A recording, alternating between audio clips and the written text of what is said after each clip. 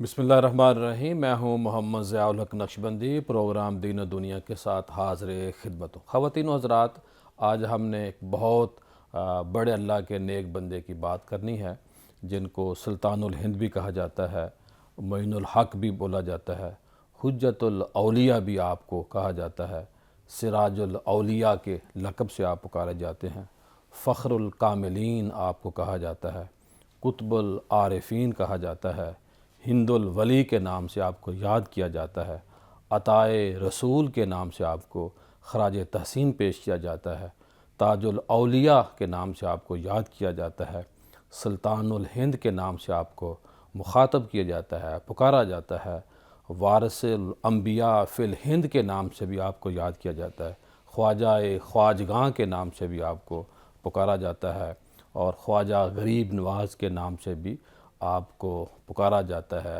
یاد کیا جاتا ہے، شیخ الاسلام بھی کہا جاتا ہے، اور نائب نبی صلی اللہ علیہ وآلہ وسلم کے طور پہ بھی آپ کو پکارا جاتا ہے۔ آپ کا نام نامی اسم گرامی حضرت خواجہ سید معین الدین چشتی اجمیری رحمۃ اللہ تعالی علیہ کی ذات گرامی۔ میرا مراد آج کا جو موضوع ہے، 6 رجب آج کے دن آپ کا وصال ہوتا ہے، اور لکھنے والے لکھتے ہیں، بولنے والے بولتے ہیں کہ جب آپ کا ظاہری طور پہ وصال ہوا تو ان کی پیشانی پہ ایک تحریر نمودار ہوئی۔ وہ تحریر کیا تھی؟ یہ اللہ کا دوست تھا، یہ اللہ کا بندہ تھا، اور اللہ کی محبت میں فوت ہو گیا۔ یعنی کہ پوری زندگی انہوں نے اپنی زندگی کا ایک ایک لمحہ جو ہے اس کو قیمتی بنایا، اللہ کے لیے وقف کیا، نبی پاک صلی اللہ علیہ وسلم کے دین کے لیے انہوں نے کام کیا۔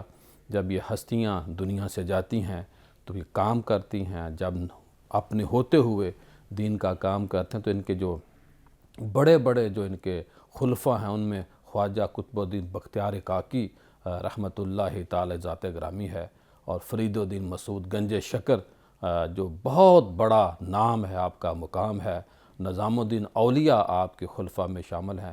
اس کے علاوہ اور بھی بے شمار بیسیوں، بلکہ میں سینکڑوں کہوں گا، یہ اللہ کی عطا ہوتی ہے کہ کوئی زندہ رہ جاتا ہے تاریخ میں، کوئی سامنے آ جاتا ہے، کسی کو تھوڑا یاد کیا جاتا ہے، کسی کو زیادہ، لیکن اللہ کے ہاں سارے ہی نیک لوگ ہوتے ہیں۔ تو آج جب ہم نے اس موضوع کے لیے لوگوں کو جو پینل کا انتخاب کیا تو ہم نے غور و فکر کیا، تو 3 ایسے نام ہم نے چنے، منتخب کیے، ان کو زحمت دی۔ میری مراد ڈاکٹر سید طاہر رضا بخاری صاحب ہیں۔ آپ ماشاءاللہ پیر بھی ہیں، سید زادے بھی ہیں، اور تصوف سے ان کو بہت ہی لگاؤ ہے، بہت پیار کرنے والے آدمی ہیں۔ ڈاکٹر صاحب، آپ کی آمد کا بہت شکریہ۔ ان کے ساتھ موجود ہیں حضرت پیر طریقت رہبر شریعت پیر بشیر احمد یوسفی صاحب، جو پہلے بھی ہمارے پروگرام میں تشریف لاتے رہتے ہیں۔ پیر صاحب بہت اچھے لیول پہ کام کر رہے ہیں، اور ماشاءاللہ بہت وسیع مطالعہ بھی ہے، وسیع علم رکھتے ہیں، اور مدارس کا ان کا نیٹ ورک بڑا وسیع ہے۔ پیر صاحب، آپ کی آمد کا بہت شکریہ۔ علامہ ذوالفقار مصطفیٰ ہاشمی صاحب موجود ہیں۔ ماشاءاللہ آپ بڑے وسیع مطالعہ کے مالک ہیں، اور کنز الایمان جو جوہر ٹاؤن میں بڑی مسجد ہے، وہاں کے خطیب ہیں۔ ختم نبوت ان کو اوپر ان کا بہت بڑا کام ہے۔ ماشاءاللہ وسیع مطالعہ رکھتے ہیں، اور مطالعہ کے بعد الفاظ کے ذریعے لوگوں کو بات سمجھانا جانتے ہیں۔ علامہ صاحب، آپ کی آمد کا بہت شکریہ۔ ڈاکٹر صاحب، گفتگو آج آپ سے کروں گا، کیا فرمائیں گے؟ خواجہ معین الدین چشتی اجمیری بہت بڑا نام گرامی ہیں، ہم چھوٹے ہیں، آپ کی ذات بڑی ہے۔ اصل میں تو ہم ان ہستیوں کے مقروض ہیں، اور یہ قرض اتارنے کی ایک ناکام کوشش ہے۔ اللہ پاک اس ادنی سی غلامی کو اپنی بارگاہ میں قبول فرمائے، اور ان اولیاء کے صدقے ہماری مشکل آسان فرمائے۔ کیا فرمائیں گے آپ کے ابتدائی تعارف کے حوالے سے؟ بسم اللہ الرحمن الرحیم۔ پیر صاحب، آپ نے بہت وقی انٹرو دیا ہے، اور اس میں آپ کی شخصیت اور آپ کے کارہائے نمایاں کے جو مختلف پہلو ہیں ان کو اجاگر کیا ہے۔ آج کا دن بہت سگنیفیکنٹ ہے فتح صغیر میں اور دنیا تصوف میں۔ چھٹی آپ نے ذکر کیا انٹرو میں، اور چھٹی شریف جو ہے یہ 6 رجب، اس کی مناسبت سے جس طرح 11ویں شریف کا پروگرام ہوتے ہیں، اس طرح چھٹی شریف کے بھی ہر مہینے بھی پروگرام ہوتے ہیں۔ اور جو داتا دربار کی رسومات ہیں اس میں چھٹی شریف ماہانہ ایک مستقل کمپوننٹ ہے۔ اچھا ماشاءاللہ، داتا مستقل طور دربار پہ پروگرام ہوتا مستقل، اور آج صبح جو ہے وہ آپ کے عرس کی مناسبت سے ہمیشہ جو وہاں تقریبات ہوتی ہیں اس میں آپ کا جو حجرہ اعتکاف ہے، جس کے اندر ایک ناز اور نیاز اور عجز کے سارے پیرائے اس میں موجود ہیں، اور جو حضرت داتا گنج بخش آپ 465 ہجری آپ کا وصال ہے، اور حضرت خواجہ معین الدین چشتی اجمیری رحمۃ اللہ علیہ مختلف روایات بہرحال 534 ہجری، مختلف 2-4 سال آگے پیچھے مختلف روایات 96 سال ہیں عمر تو بھی اس آتی ہے کہ آپ کی عمر 96 ہوئی۔ سال عمر ہے، تو حضرت داتا گنج بخش کی وصال کے تقریباً 100 سال بعد آپ کی لاہور میں آمد ہے، اور یہاں پر آپ نے پھر چلہ کشی کی، اور پھر دراصل حضرت داتا گنج بخش کی شخصیت کا اور آپ کے جو کمالات کہ یہ کتنی جلیل القدر ہستی ہیں، وہ جب آپ یہاں چلہ کش ہوئے ہیں تو آپ کا جو شعر ہے گنج بخش فیض عالم مظہر نور خدا ناقص آرا پیر کامل کامل رہنما، جس طرح اس شعر کو دوام ہے، اسی طرح حضرت داتا گنج بخش آپ کی کرم بخشیوں کو بھی دوام ہیں دو لائنیں، لیکن لیکن اللہ کی یہ قبولیت ایسا بہت ہے بدل کہ کسی قریے میں کسی کوچے میں جہاں بھی کوئی صوفیاء کا ماننے والا ہے، جہاں کوئی خوش عقیدہ ہے، ممکن نہیں ہے کہ اس شعر کے دائرے سے وہ باہر ہو۔ اللہ آپ کا جو ولادت ہے وہ خراسان میں ہے، جس طرح ماوراء النہر یہ ایک بہت وسیع علاقہ ہے، خراسان یہ بھی ایک بہت وسیع علاقہ ہے، اور کم و بیش جو بزرگان دین کی اوائل عمری اسی طرح کے آپ کے ابتدائی حالات ہیں، والدین کا سایہ ان سے دنیا سے اٹھ گیا، اور کفالت اور وراثت اس کی ذمہ داریاں سر پہ آئیں، اور پھر ایک باغ اور ایک چکی، اور اسی باغ میں آپ ذمہ داری نبھا رہے تھے کہ ابراہیم قندوسی ان کا ادھر سے گزر ہوا، خوشہ انگور کا توڑا ان کی خدمت میں پیش کیا، اور اللہ اب ابراہیم قندوزی اپنے عہد کے جلیل القدر مجذوب بزرگ تھے، ان کو آپ کی ادا پسند آئی، تو اپنے جو ان کی زنبیل تھی اس میں سے کوئی ٹکڑا نکالا، اپنی منہ سے چبایا، اور خواجہ معین الدین چشتی اجمیری آپ کے منہ میں رکھا۔ سبحان اللہ۔ حضرت خواجہ فرماتے ہیں کہ وہ میرے منہ میں انہوں نے جو وہ ٹکڑا رکھا تو میری کیفیت بدل گئی، اور پھر اس کے بعد جو ہے میں نے جو بھی میرے اسباب تھے، چیزیں تھیں، ان کو فروخت کیا اللہ کے راستے میں، اور پھر میں تحصیل علم کے لیے اس دور کے اہم مراکز جو ہیں بخارا اور سمرقند اور بغداد ان کی طرف رجوع کیا۔ ابتدائی تعلیم کے بعد پھر آپ حضرت عثمان خواجہ عثمان ہارونی آپ کی خدمت میں حاضر ہوئے، اور جو روحانی مدارج ہیں ان کی طرف متوجہ ہوئے، اور ایک طویل قیام ہے آپ کا حضرت اپنے شیخ کے ساتھ، صحیح۔ جو 17 سے 20 سال کی روایات ہیں، اور یہ جب آپ وہاں سے سند فراغ یا جسے آپ خرقہ اور خلافت اور پھر وہ جو تبرکات ہیں بزرگوں کے لے کے وہاں سے رخصت ہوئے ہیں، اس وقت آپ کی عمر 50 اور 52 با اختلاف روایات، اور اس میں ایک سبق ہمارے لیے یہ بھی ہے کہ ہم تو یہ سارے امور لمحوں میں طے کرنا ہم چاہتے 20 ہیں، سال میں چاہتے ہیں سب 20 سال میں چاہتے ہیں، تو 20 سال میں 20 سال کی عمر میں 20 سال کی عمر میں یہ چاہتے ہیں، تو آپ یہ سارے حضرت خواجہ سے جب رخصت ہوئے، اور اس سے قبل کے جو آپ ان کی معیت میں کس طرح بارگاہ رسالت مآب صلی اللہ علیہ وسلم میں حاضر ہوئے، اور وہاں سے کس طرح تحسین اور پذیرائی ہوئی، کس طرح آپ کے شیخ نے آپ کو حرم کعبہ میں میزاب رحمت کے نیچے کھڑا کیا، اللہ، اور کس طرح اللہ رب العزت کی بارگاہ میں ان کو جو ہے وہ قبولیت وہ عطا ہوئی، یہ بہت تاریخ کے اندر واقعات موجود ہیں، اور پھر ایک مینڈیٹ لے کر آپ سب کانٹیننٹ میں آئے، سبحان اللہ، اور پھر آپ کو جو کہا اختیارات گیا ملے، کہ اختیارات، روحانی اور باطنی بھی۔ 40 جو درویش آپ کے ساتھ تھے، آپ کے حلقہ بگوش تھے، لاہور میں قیام کیا، اور لاہور میں آپ کا قیام ظاہر ہے اگر صوفی صاحب رخصت ہو تو لاہور میں قیام بہت اچھا تھا، اللہ، لیکن صوفی صاحب عزیمت ہوتا ہے، اس نے یہاں آپ نے یہاں سے پھر فیضان سمیٹتے ہوئے اور تائید حاصل کرتے ہوئے آپ نے سب کانٹیننٹ کے جو سب سے مشکل اسٹیشن تھا راجستھان کا، جہاں کا چوہان راجپوت حکمران اور جہاں جو ہندو جو مذہب کے اعتبار سے اور سیاست کے اعتبار سے جو سب سے مضبوط اسٹیشن تھا، آپ نے اس کا انتخاب کیا اور پوری تیاری کے ساتھ لاہور کے بعد آپ نے ملتان میں قیام کیا۔ یہ ملتان کی بیلٹ جو ہے یہ ثقافتی طور پر اس ایریے کے ساتھ میچ کرتی ہے، تو آپ نے وہاں کا کلچر، وہاں کی تہذیب، وہاں کی سویلائزیشن، لینگویج، اور اگر ان چیزوں کو آپ دیکھیں، اسوہ رسول صلی اللہ علیہ وسلم کا آپ مطالعہ کریں تو آپ کو وہ سارے پیرائے اور دورانیے اور وہ خطوط جو یہ دعوت اور تبلیغ کی سعی ہے اور مراحل ہیں اس میں آپ کو نظر آئیں گے۔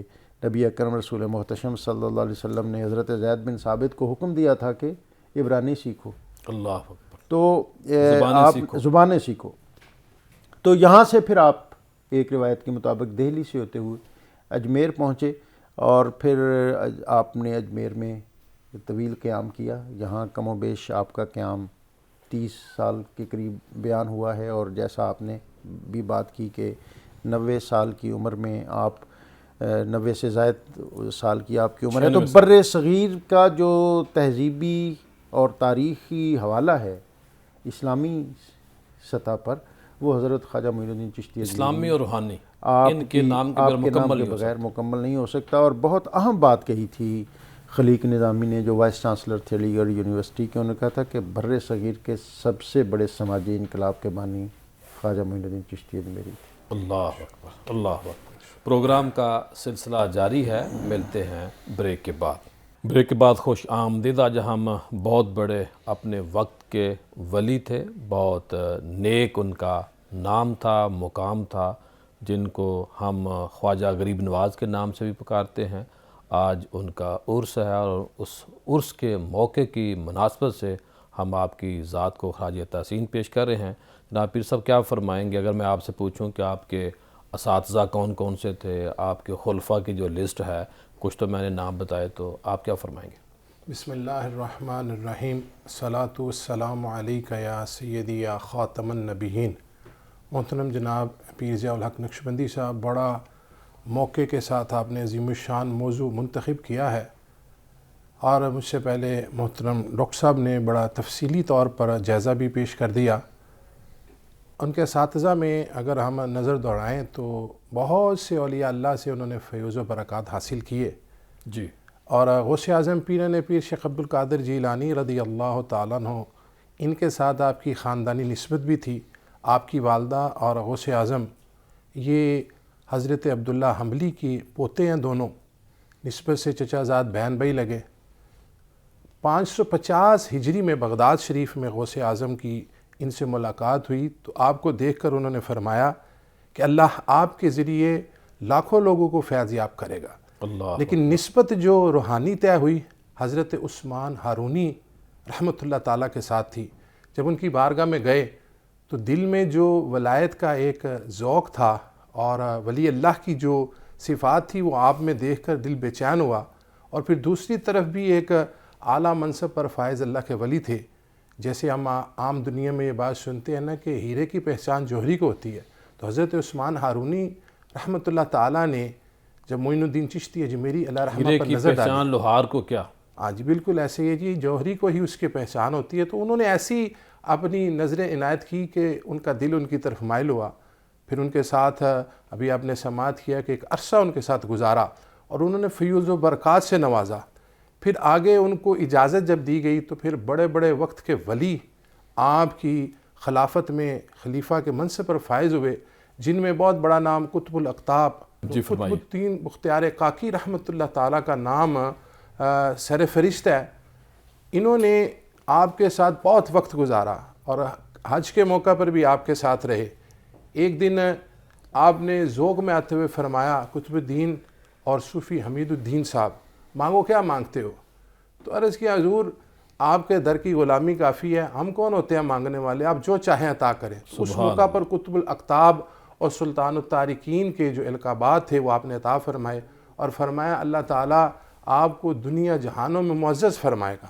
اور بابا فرید الدین گنج شکر کا نام بھی آپ نے دیکھا، سنایا، بتایا. دنیا کے بے شمار ولی اللہ جو تھے وہ آپ کے در سے پہلے بھی فیض یاب ہو رہے ہیں اور آج بھی ہو رہے ہیں. اور اللہ کے ولی کی شان ہے کہ اللہ تعالیٰ ان کو دنیا اور آخرت میں، جو اللہ تعالیٰ نے قرآن مجید فرقان حمید میں فرمایا نا، لہم البشریٰ فی الحیات الدنیا وفی الآخرہ، تو اس کا یہی مطلب ہے کہ دنیا سے جانے کے بعد بھی لوگ ان کے تذکرے کرتے ہیں. ایک سادھو جو آپ پر ایک حملے کی غرض سے آیا تو آپ نے اس کو بھی ایسی نگاہ کرم فرمائی کہ وہ بھی ایمان لے آیا. اور پھر جب ولی اللہ کے پاس آ کر کوئی ایمان قبول کرتا ہے تو اللہ کے ولی اس کو بھی پایہ تکمیل تک پہنچا دیتے ہیں. ماشاءاللہ. جی علامہ ذوالفقار مصطفیٰ ہاشمی صاحب کیا فرمائیں گے اگر تھوڑی سی بات مزید ہو جائے، آپ کا جو روحانی سفر ہے کب کہاں سے ہوا، اور پھر ساتھ آپ کا جو تصوف میں مقام اور مرتبہ ہے، کیا فرمائیں گے آپ؟ بسم اللہ الرحمن الرحیم و صلی وسلم دائما ابدا علی حبیبک خیر الخلق کلہم. قبلہ پیر صاحب حضرت خواجہ غریب نواز ہند الولی معین الدین چشتی اجمیری سنجدی رحمۃ اللہ تعالیٰ علیہ کی سیرت پاک جو ہے وہ بڑی ہمہ جہت آپ کی شخصیت ہے، اور اس میں ہمیں جو غالب نمایاں عنصر نظر آتا ہے وہ آپ کے حصول علم کے حوالے سے ہے. آپ کے سید نگاروں نے لکھا کہ آپ نے کم و بیش اپنی عمر کے 77 برس جو ہے وہ تحصیل علم میں اور مختلف اسفار میں، جس میں آپ نے روحانی اور دیگر ظاہری علوم جو ہے ان کا اکتساب کیا، اس میں گزارا.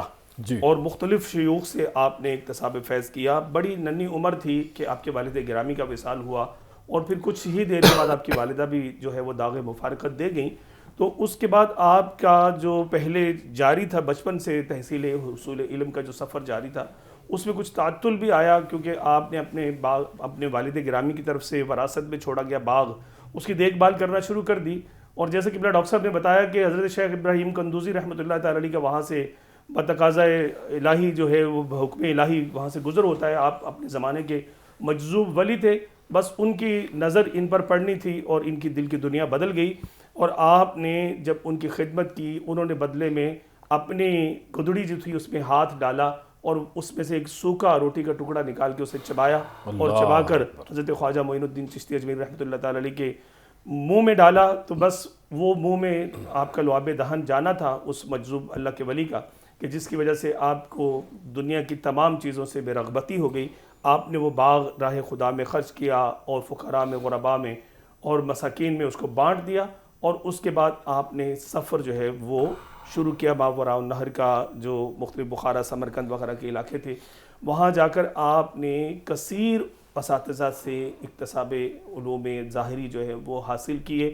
ان کی تحصیل کرنے کے بعد آپ جو ہے وہ، جیسے قبلہ صاحبزادہ صاحب نے فرمایا کہ حضرت خواجہ عثمان ہروانی رحمۃ اللہ تعالیٰ علیہ، یا ہرونی جو بھی آپ کو خواجہ مختلف تلفظ کیا جاتا ہے، آپ ملک عراق میں جو ہے وہ ان کی خدمت میں حاضر ہوئے، اور پھر وہاں بھی طویل آپ کا قیام ہے. اور وہاں شیخ کی خدمت میں رہ کے آپ نے علوم باطنیہ سے اپنے سینے کو اس طرح سے منور و روشن کیا کہ وہ نور اور وہ رانائیاں اور وہ نکھاتیں لے کر آپ جب پہنچے سفر کرتے ہوئے اجمیر معلیٰ کے اندر، تو پھر اللہ تبارک و تعالیٰ نے آپ کو ایسا مقام، ایسا مرتبہ، ایسا عز و شرف عطا فرمایا کہ 90 لاکھ کم و بیش ہندو جو تھے، غیر مسلم تھے، ان کو آپ نے دامن توحید سے وابستہ کیا اور ان کو کلمہ پڑھا کے مسلمان کیا. آپ کے لیے اگر آپ کے مقام و مرتبے کو مطلب کہہ لیجیے کہ میں ایک ادنا جو ہے وہ ایک شعر کے اندر بیان کرتے ہوئے گزارش کرنا چاہوں تو فرمایا گیا کہ چراغ انجمن اولیاء غریب نواز، امین ستوت خیبر کشا غریب نواز، گل حدیقہ حسین یا حسنین، درست یہی ہوگا حسنین، کیونکہ آپ حسنی اور حسینی نسبتوں کے حامل ہیں، نجیب الطرفین ہیں. والدہ ماجدہ کی طرف سے آپ جو ہے وہ حسینی اور والد گرامی کی طرف سے حسنی پھول ہیں. تو گل حدیقہ حسنین نور چشم علی، فدائے سیرت خیر الورا غریب نواز. آپ کی ہمہ جہت شخصیت کا جو نور ہے وہ آج بھی بر صغیر پاک و ہند میں اپنی نورانیت کے ساتھ گرد و پیش کو منور کر رہا ہے، اور صبح قیامت تک یہ نور اسی طرح سے چمکتا دمکتا رہے گا. اللہ ہمیں ان بزرگان دین کی کہہ لیجیے کہ جو تعلیمات ہے، ان کی سیرت ہے، اس کے روشن گوشوں سے انشاءاللہ اپنے قلب و روح کو معطر اور منور کرنے کی توفیقات سے نوازے۔ جی ڈاکٹر صاحب کیا فرمائیں گے، آپ کا جو داتا حضور کی خدمت آنا تھا، جو آپ نے پہلے بھی بتایا کہ 40 لوگ آپ کے جو شاگرد تھے، آپ کے جو مریدین ساتھ تھے، یہاں جو قیام تھا، ایک تو وہ چلہ ہو گیا، جگہ موجود ہے، اور دن کتنے تھے مخصوص، اگر کوئی تاریخ کے حوالے سے بتائیں۔ پھر ساتھ یہ بتائیے کہ جیسا داتا حضور کا لنگر ماشاءاللہ 24 آور چل رہا ہے، کسی بندے کو وہاں آ کے مایوسی نہیں ہوتی، ایک وہاں بھی دیگ پک رہی ہے، اور جس دن سے میرا خیال ہے وہاں آپ نے اجمیر شریف ڈیرا لگایا تھا، اس دن پکنی شروع ہوئی اور آج تک پک رہی ہے، اور ہر طرح کا اناج ہے اس دیگ میں ڈالتا ہے، کیا فرمائیں؟ میں سمجھتا ہوں یہ علماء بیٹھے ہوئے ہیں کہ دین نے، ہمارے مذہب نے، اور نبی اکرم صلی اللہ علیہ وسلم آپ کا جو اسوہ ہے، یہ جو غریب پروری ہے نا، بھوکے کو روٹی کھلانا، یہ اس کی اتنی تلقین ہے۔ اللہ اکبر۔ اور از خود حضرت خواجہ معین الدین چشتی اجمیری، آپ سے کسی نے پوچھا تھا کہ بابا جی بتائیے اصلی عبادت کیا ہے، تو آپ نے فرمایا کہ جو بھوکے کا پیٹ بھرنا یہ اصلی عبادت ہے، کسی ضرورت مند کی ضرورت کو پورا کرنا۔ ڈاکٹر صاحب میں تو کہتا ہوں اس برصغیر کے اندر نا اسلام پہلے ہی لنگر سے ہے، اور قوالی یہ سے جو لنگر سسٹم ہے، لنگر اور قوالی، لنگر سسٹم کو اکنالج کیا لارڈ میکالے نے بھی، یہ ہاؤس آف لارڈ کا ممبر تھا، اور پھر جب بر صغیر میں انگریز نے اپنے پاؤں پھیلانے اور مضبوط کرنے چاہے تو اس نے سروے کیا تھا پورے سب کانٹیننٹ میں، تو اس نے کہا تھا کہ میں یہاں دیکھا ہے کہ مسلمان جو ہیں یہ ایک بہت مضبوط ثقافت کے حامل ہیں، اور یہ وابستہ ہیں یہ خانقاہوں کے ساتھ، اور خانقاہیں جو ہیں یہ ہب ہیں ان کے اسپرچول اور انٹلیکچول، تو یہاں سے ان کو طاقت اور توانائی ملتی ہے۔ اگر ان کو آپ، یعنی اس نے ہاؤس آف لارڈ میں یہ کہا تھا کہ ان کو ماتوب اور مغلوب رکھنا چاہتے ہیں، تو جب تک اس سسٹم کو آپ تباہ نہیں کریں گے، ڈسکنیکٹ نہیں کریں گے ان کو ایک دوسرے کے ساتھ، اس وقت تک آپ ان پر غالب زیادہ دیر تک نہیں رہ سکتے۔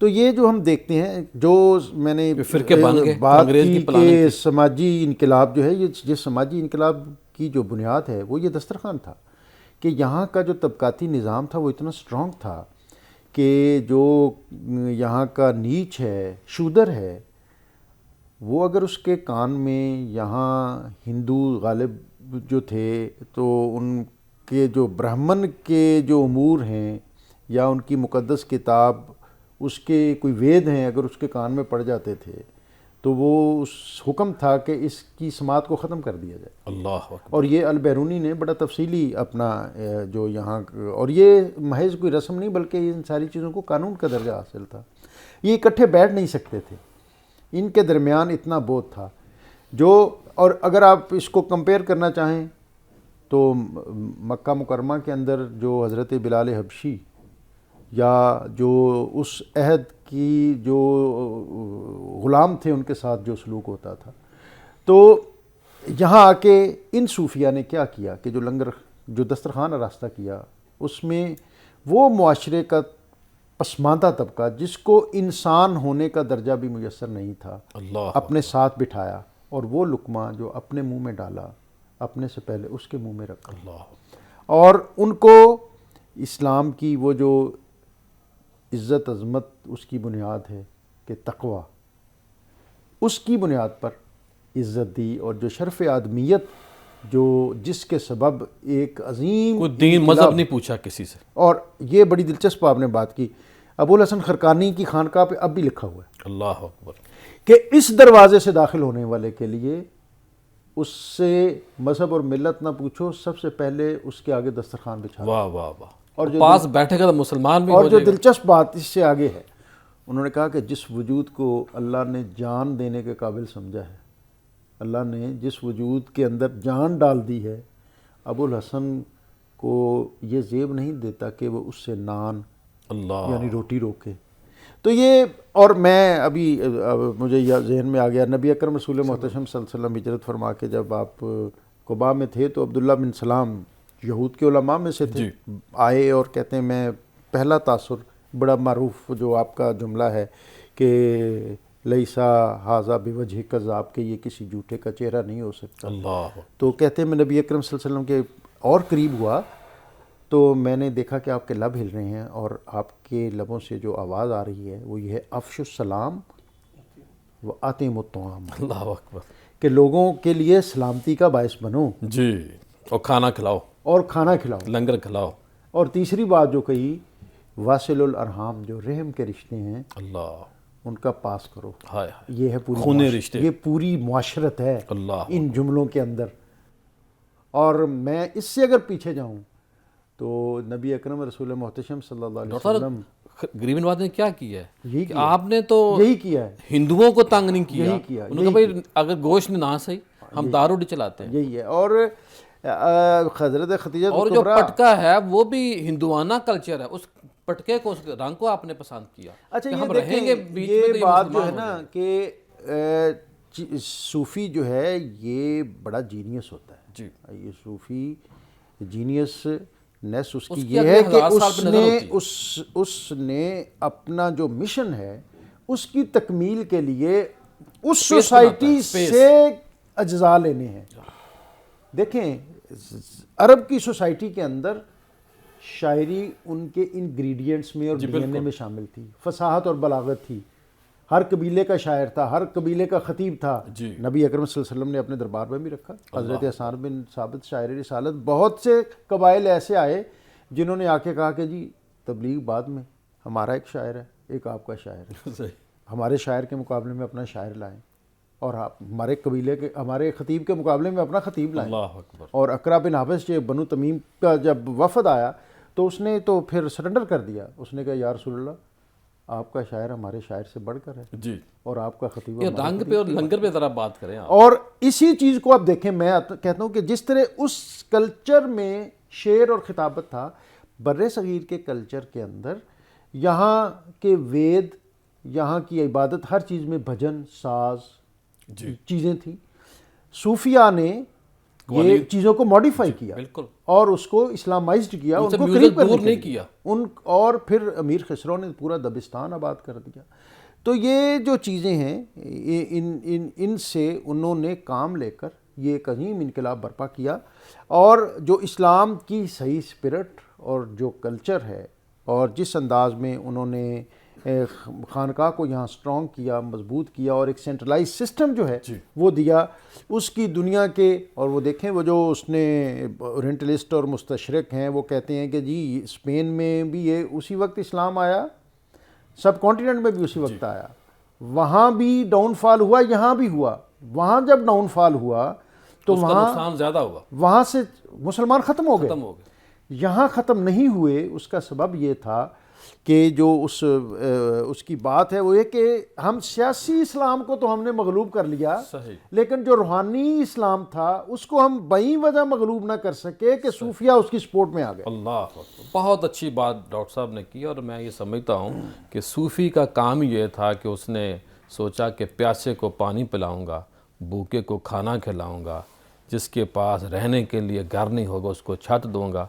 प्रोग्राम का सिलसिला जारी है, मिलते हैं ब्रेक के बाद। ब्रेक के बाद खुश आमदीद। आज हम ख्वाजा गरीब नवाज़ की याद में बैठे हुए हैं, आपको खराज तहसीन पेश कर रहे हैं। आपका आज उर्स है, कोई इंडिया में बैठ के आपको इस्लामी अकीदत पेश कर रहा है, कोई पाकिस्तान में, कोई बांग्लादेश में, कोई हिंदुस्तान में, कोई कनाडा में, कोई मगरब और यूरोप, जितने भी ममालिक हैं, आपका जो फैज़ान है उसका हल्का बहुत वसी है।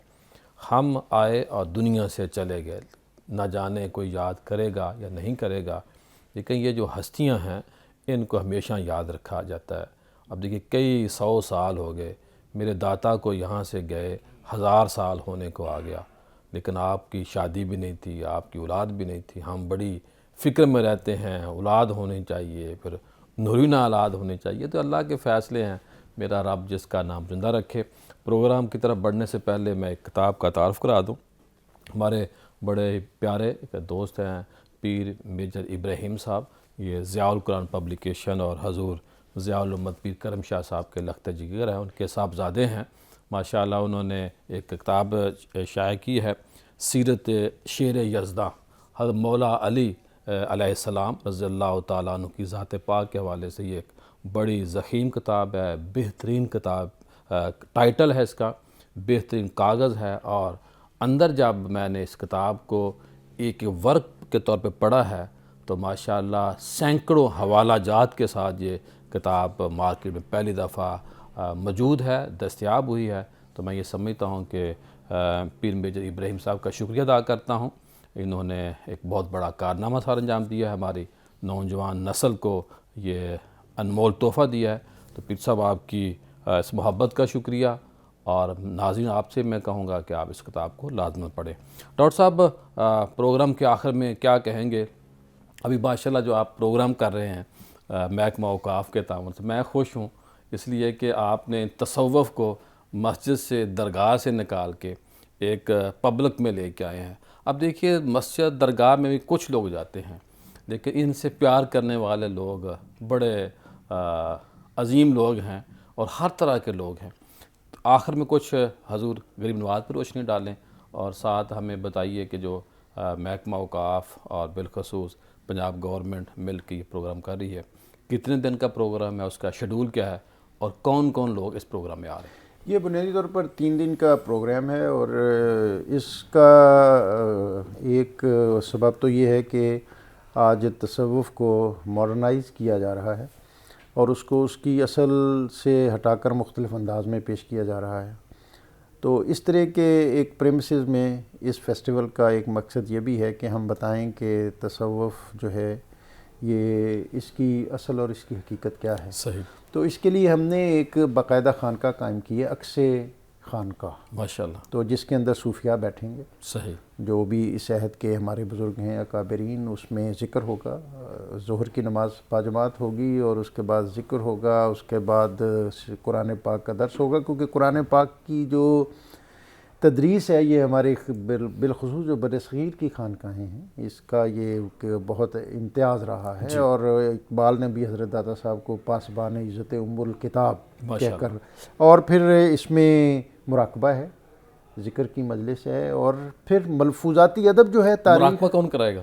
مراقبہ جو بھی اس دور کے شیوخ ہیں وہ موجود ہیں اس میں۔ ہمارے میں اب نام لوں گا تو بہت سے لے لوں گا، بہت سے رہ جائیں گے۔ صحیح۔ تو ہم نے کوشش کی ہے کہ کچھ نام لے جو لیں بھی تاکہ لوگوں کو شوق پیدا ہو۔ خواجہ قطب الدین فریدی ہیں، صحیح۔ پیر عاصم محروی ہیں، سید سرفراز شاہ صاحب ہیں، قاسم علی شاہ صاحب ہیں، اور مفتی رمضان سیالوی صاحب ہیں۔ یہ ہماری خانقاہ کے جو حوالے سے لوگ ہیں۔ اسی طرح جو پینل ڈسکشن ہے وہ الگ سے ہے، جو صوفی گائکی ہے وہ الگ سے ہے، پھر خطاطی جو ہے صحیح۔ یہ ایک سگنیفیکینس ہے ہماری خانقاہوں کی۔ اس میں اس کی آرٹ گیلری کے اندر نمائش اور خطاطی کی باقاعدہ کلاس ہوگی، اس میں کوزہ گری یا اس طرح کے جو فنون کسی نہ کسی طرح خانقاہ سے منسلک رہے ہیں۔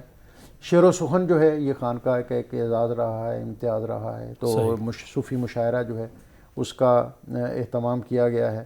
تو یہ الحمرہ کا جتنا ایریا ہے، جس میں الحمرہ ہال کے ایک ہال کے اندر ہوگا یا تمام نہیں، ہال کے یہ اندر؟ ہال جو ہے ان کے اندر پینل ڈسکشن ہے، صحیح، اور 1 on 1 بھی ہے۔ پھر اس میں جو یونیورسٹی کالجز کے اسٹوڈنٹس ہیں ان کے درمیان مقابلہ ہے قراءت، نعت اور تقاریر کا، اس کے لیے بڑے گراں قدر انعامات، اعزازات وہ بھی رکھے گئے ہیں۔ اور جو ادبی بیٹھک ہے اس کے اندر جو خانقاہی رسومات ہیں، صحیح، کہ ایک تزکیہ اور طہارت کا کیا پہلو تھا اور کس طرح تھا، اور جو آرٹ ہے صوفیاء کے ہاں اس کے مختلف جو امور ہیں وہ آرٹ گیلری کے اندر ہیں، اور جو لان ہے اس کو صوفی انکلیو کا نام دیا گیا ہے، اور اس میں سما ہے اور صوفی گائکی ہے، اور یہ اس طرح کے جو دیگر پرفارمنسز ہیں وہ وہاں ہوگی۔ جناب پیر صاحب آخر میں کیا فرمائیں گے؟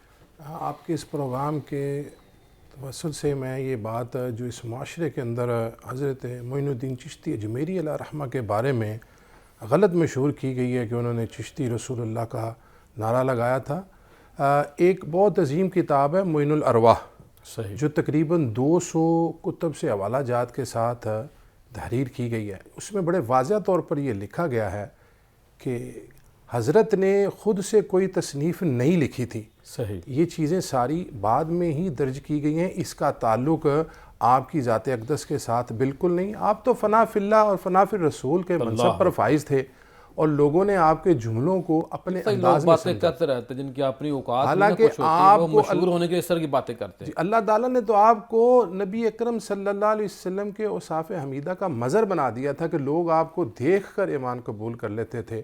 اور آپ کے جو شیخ حضرت عثمان ہارونی علیہ رحمہ نا، انہوں نے ولایت کی نشانیوں میں جو یہ ایک بات کی نا کہ انسان جب اللہ کا ولی بنتا ہے تو اس کا دل جو ہے وہ سمندر کی طرح ہو جاتا ہے، اور اس سمندر سے ساری چیزیں فیض یاب ہوتی ہیں. جیسے ابھی ڈاکٹر صاحب فرما رہے تھے کہ وہاں پہ مذہب کی کوئی قید نہیں تھی، جو آ رہا ہے لنگر بھی لے رہا ہے، فیض بھی لے رہا ہے. اور اس کے ساتھ ساتھ میرے والد گرامی سمندر کی سخاوت پر ایک چیز اور ایڈ کرتے تھے کہ اللہ کا ولی کا دل سمندر کی طرح، جیسے سمندر باہر بھی چیزیں دیتا ہے نا، یہ سمندر اپنے اندر بھی سما لیتا ہے. اس کی خاص صفت ہوتی ہے کہ لوگوں کے راز اپنے دلوں میں محفوظ رکھتا ہے، کسی دوسرے تک نہیں پہنچاتا ہے. جی علامہ صاحب کیا فرمائیں گے آخر میں؟ جی بس پیغام جو صوفی کا پیغام ہے وہ تو محبت اور مروت اور مودت کا ہے. آپ کی خدمت عالیہ میں بھی ایک مرتبہ سوال کیا گیا سلطان الہند کی خدمت میں کہ کون سا نیک عمل ہے جو بندے کو دوزخ سے محفوظ رکھ سکے گا. تو آپ نے بڑی خوبصورت اور جامع بات جو ہے وہ ارشاد فرماتے ہوئے ارشاد فرمایا کہ بے بسوں کی مدد کرنا اور ضرورت مندوں کی ضرورت پوری کرنا اور بھوکوں کو کھانا کھلانا، یہ وہ عمل ہے جو دوزخ سے بچا سکتا ہے. اور اس کے تسلسل میں جیسے صاحبزادہ صاحب اشارہ کر رہے تھے وہ بات پوری آپ نے اس طرح سے ارشاد فرمائی کہ جس شخص کے اندر 3 خصلتیں ہوں وہ اللہ تبارک و تعالیٰ کا دوست ہو جاتا ہے. دریا جیسی سخاوت رکھتا ہو اور آفتاب جیسی شفقت رکھتا ہو اور زمین جیسی تواضع اپنے اندر دل میں رکھتا ہو تو اللہ تبارک و تعالیٰ اسے اپنا دوست، اپنا ولی بنا لیتا ہے.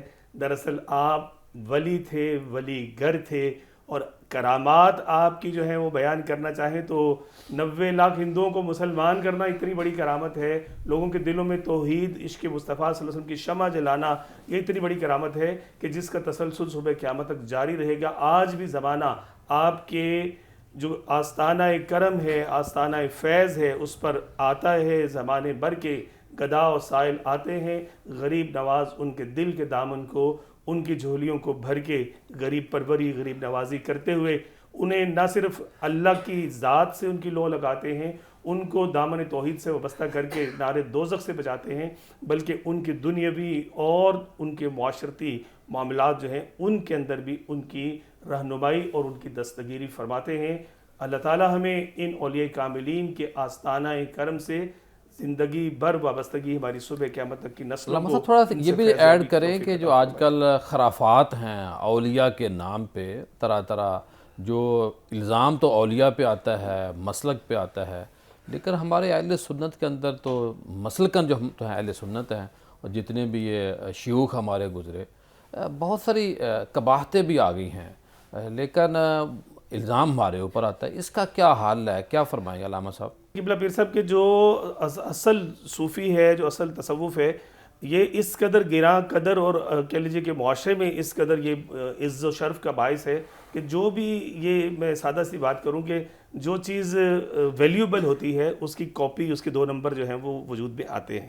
کوئی 5 روپے 10 روپے والے نوٹ جو ہے نا اس کی 2 نمبر نہیں بناتا، لیکن جو مطلب 1000 5000 والا نوٹ ہوتا ہے تو اس کی کاپیاں بنتی ہیں. تو یہ جو کاپی زیادہ بنتی 5000 کی ہے. جی ہاں، تو یہ جو بہروپیے ہوتے ہیں یہ اصل میں مختلف روپ دھار کے اپنے آپ کو اس صف میں شامل کرنے کی کوشش کرتے ہیں.